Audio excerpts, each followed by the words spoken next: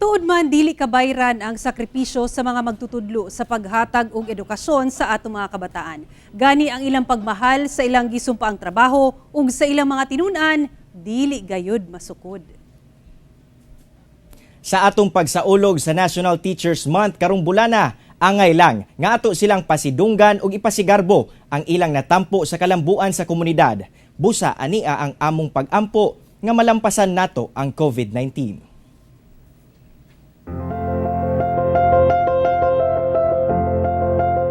Makagagahom nga amahan, sa pagsugod sa bagong academic year, hatagi ang among mga magtutudlo sa imong kinaadman, lamdagi ang ilang espiritu ug gibalik ang kadasig sa ilang pagtuon ug pagtudlo, puni ang ilang pagmahal ug kaluoy alang sa ilang mga tinun-an.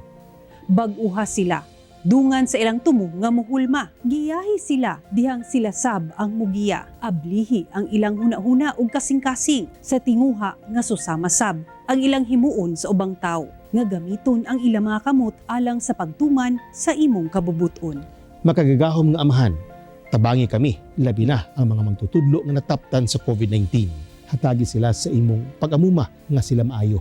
Alang sa tanang nakasinati og kahadlok o kabalaka, hatagi sila og paglaom ug positibong panglantaw.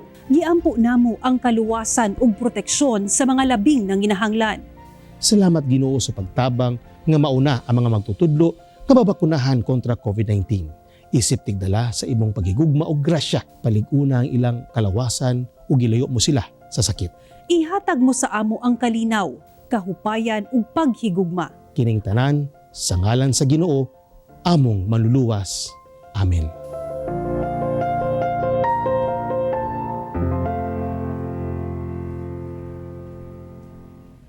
Karong dunay pandemya, mas dakong hagit ang paghatag sa mga magtutudlo og saktong edukasyon sa kabataan tungod sa kalaban nga dili makita.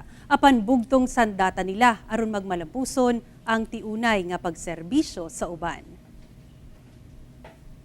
Busa ang among kinasing-kasing nga pasalamat kaninyo, mga magtutudlo sa pagtabang nga makabot sa matag bata ang ilang pangandoy. Tuod man, lakip kamo sa mga bag-ong bayani nga angay ikapasigarbo.